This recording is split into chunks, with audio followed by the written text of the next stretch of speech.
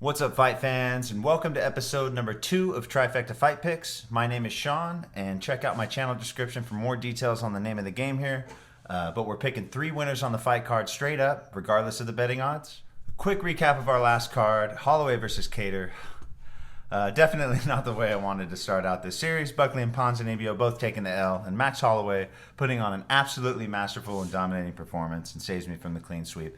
1 and 2 to start out the year. Buckley finished via knockout in the first by Alessio Di Chirico. I pronounced his name incorrectly as Di Chirico all last episode. Thought I was doing his name justice, so my apologies for that. But Di Chirico finishes Buckley, and Santiago Ponzinibbio, showing that ring rust is a very real thing, and has his 7-fight winning streak snapped by Li Jingliang, also with a knockout finish in the first.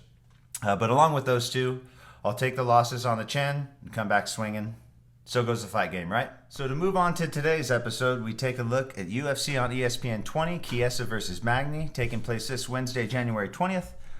So many close and tricky fights to choose from on this card, but the first fight we're taking a look at today is a preliminary flyweight bout between Manon Fiorot versus Victoria Leonardo, both UFC newcomers here, and it appears they haven't had their UFC picture day yet, so sorry about that.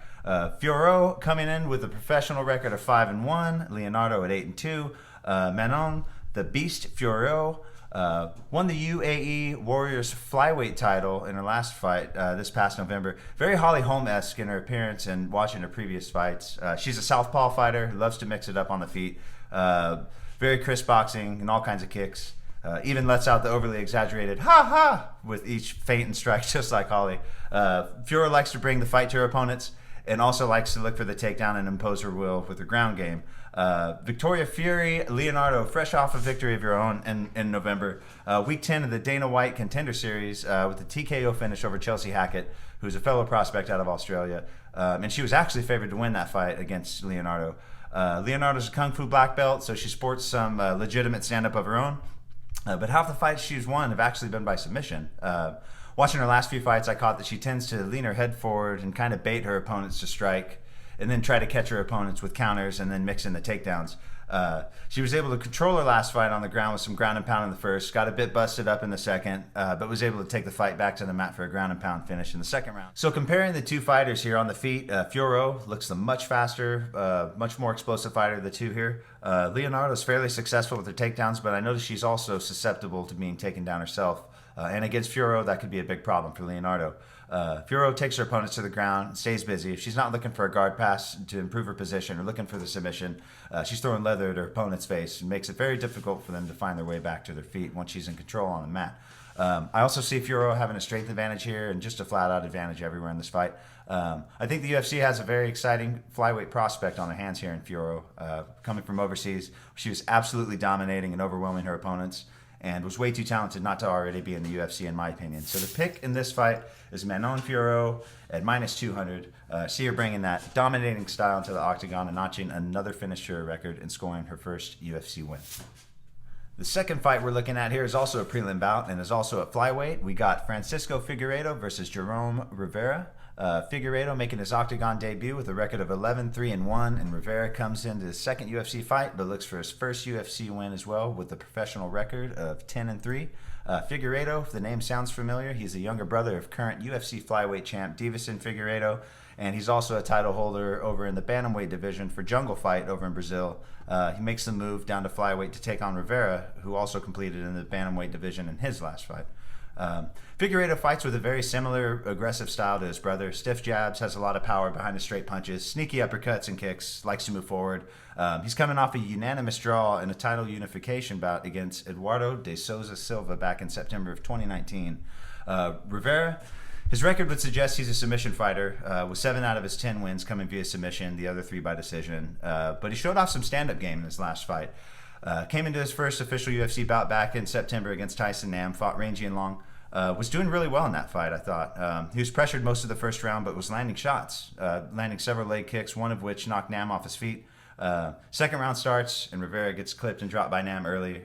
Nam comes in with the follow-up shots, and Rivera never goes out, but the ref steps in and stops it. Unfortunate end to his UFC debut there. Very even fight on paper, with the odds also suggesting so, with Figueiredo coming in as the minus 150 favorite and Rivera coming in as a plus 120 underdog.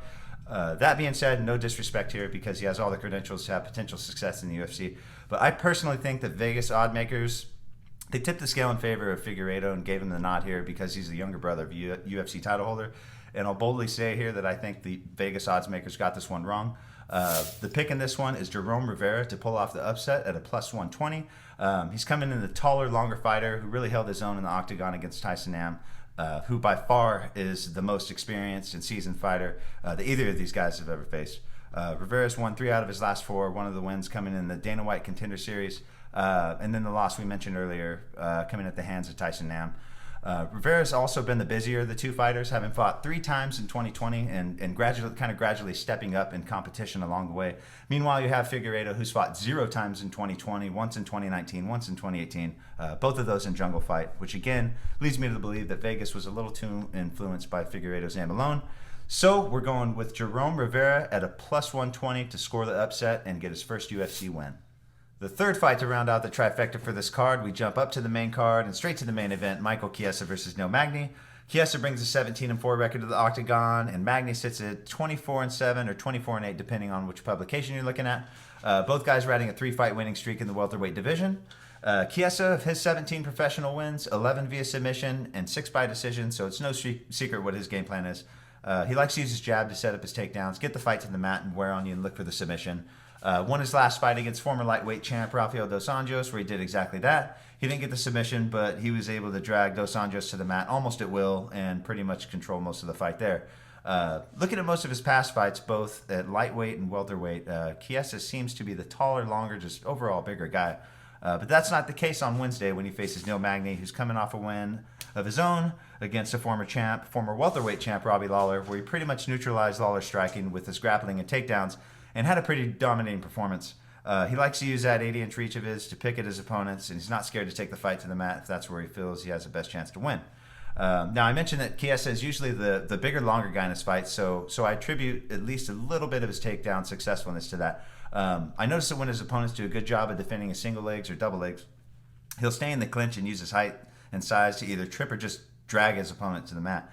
But in this fight, Chiesa comes in the shorter guy by a couple of inches and gives up a 4.5 reach advantage to Neil Magny. Will that matter at all? I do think the reach advantage will matter, and it'll be interesting to see how Chiesa handles that. Guys, doing my homework on this fight, I went back and forth a few times on my pick just because it's such a close fight. But where I ended up, and the guy I can now say confidently checks more boxes to get the win here is Neil Magny. He has more ways to win this fight, while Chiesa really only has one way, if we're being honest, and that's by getting Magny to his back and keeping him there. Now, crazy things have happened in the octagon, but in no world do we see Michael Chiesa winning a stand-up battle against Neil Magny. Also worth noting, 3 of Chiesa's 4 losses came via submission, so I can totally see a scenario here in which Chiesa uses his patented jab, jab, jab, bull rush you into the cage strategy and gets caught in a guillotine while going for a takedown, something like that.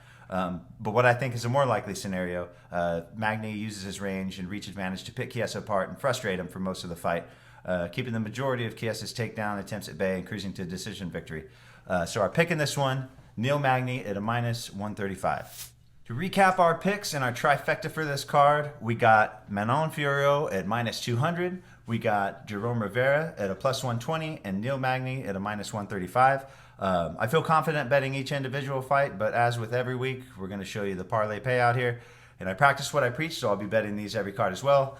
Quite a better payout this time around, where a $100 bet will pay you almost 5 to 1, right at about $475 for a total payout of $575. Now you can check out the real-time odds at bestfightodds.com, and you'll see what the different books out there are currently offering in terms of your betting odds. So now that I've given you my fight pick trifecta, give me your trifecta of a like, a subscribe, and drop a comment in the box below.